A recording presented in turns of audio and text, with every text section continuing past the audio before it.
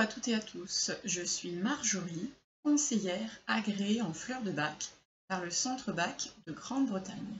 Je fais cette vidéo afin de vous expliquer un petit peu plus en détail le système floral du Dr Bach.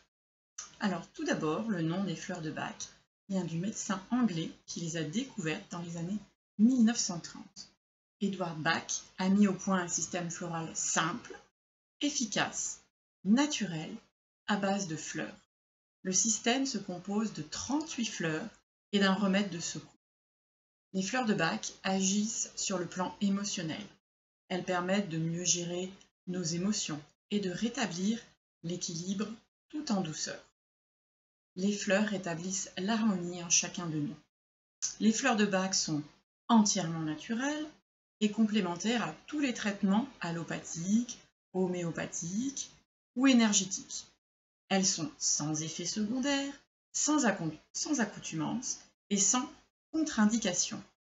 Elles peuvent être utilisées par tous les êtres vivants, les hommes, les femmes, les enfants, les bébés, les animaux et même les plantes. Le système floral est unique en son genre, puisque le Dr Bach a mis au point toute une philosophie autour de ces fleurs. C'est son approche spirituelle. Selon Bach, je cite ces mots, « Certaines fleurs, buissons ou arbres sauvages, d'ordre supérieur, en raison de leur vibration élevée, ont la puissance d'élever nos propres fréquences vibratoires ou d'ouvrir dans l'être humain les canaux qui acheminent les messages de notre moi spirituel. Il n'y a pas de guérison réelle sans modification de nos conceptions de la vie, de la paix de l'âme et du bonheur intérieur. » Alors, je vous ai mis une photographie du Dr Bach. La seule biographie de lui que l'on ait est décrite par son assistante, Nora Weeks. Je vous en résume les grands traits. Le Dr Bach est né en 1886 en Angleterre. Sa famille a une manufacture d'objets en laiton. Jeune, il est apprenti dans l'entreprise familiale. Puis, il réalise des études de médecine. À Londres, il ouvre un laboratoire de recherche et un cabinet de médecins. On lui doit les 7 nosodes de Bach. Ce sont des vaccins homéopathiques inspirés du travail de Hahnemann. Pendant ses consultations, il observe énormément ses patients, leur psychisme et le lien avec la maladie.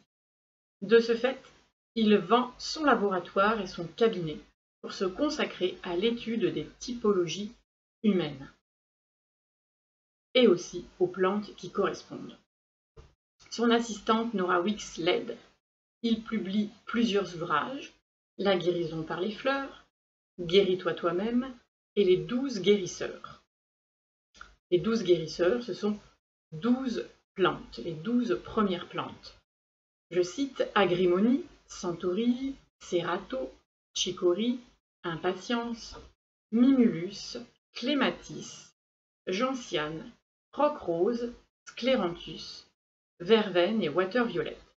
Puis il découvre d'autres plantes, Gorse, Oak, Heather, Rockwater, Wild Oat, Olive et Vine. Et il élabore le remède d'urgence. Il va terminer son œuvre par 19 plantes entre 1934 et 1935. C'est considérable. Et puis, il décède le 27 novembre 1936. Le Dr Bach a découvert les fleurs en 3 phases.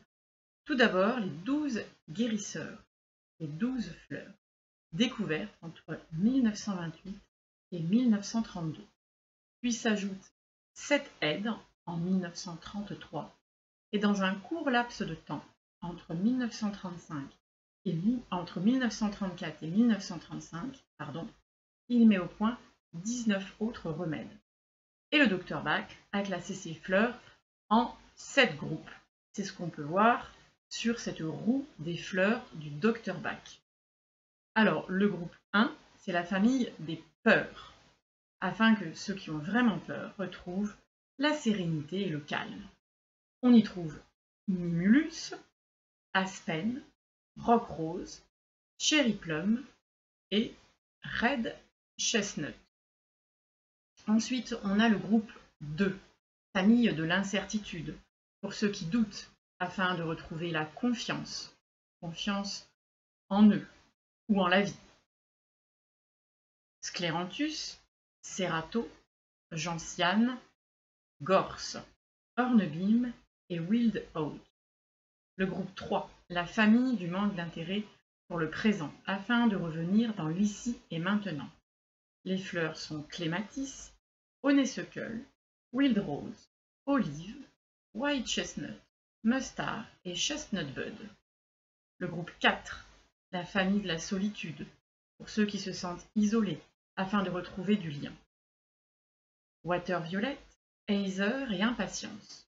Le groupe 5, la famille de l'hypersensibilité aux influences et aux idées des autres, pour ceux qui sont trop perméables, afin d'être plus centrés.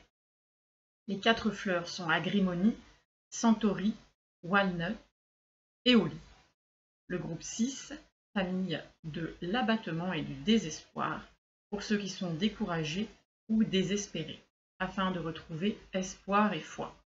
Larch, Elm, Pine, Crabapple, Star of Bethlehem, Sweet Chestnut, Oak et Willow. Et enfin le groupe 7, la famille du souci excessif pour le bien-être d'autrui, pour ceux qui veulent trop faire le bien des autres, afin qu'ils retrouvent le juste équilibre dans leurs relations. On y trouve chicory, verveine, vine, beech et rockwater. Voilà, j'espère que cette vidéo vous a plu. Je vous invite à vous abonner à ma chaîne. Sous la vidéo, vous retrouvez le lien vers mon site internet afin de trouver les renseignements sur mes accompagnements. Et si vous avez des questions, je vous invite à me contacter. Merci beaucoup pour votre écoute et je vous dis à très bientôt.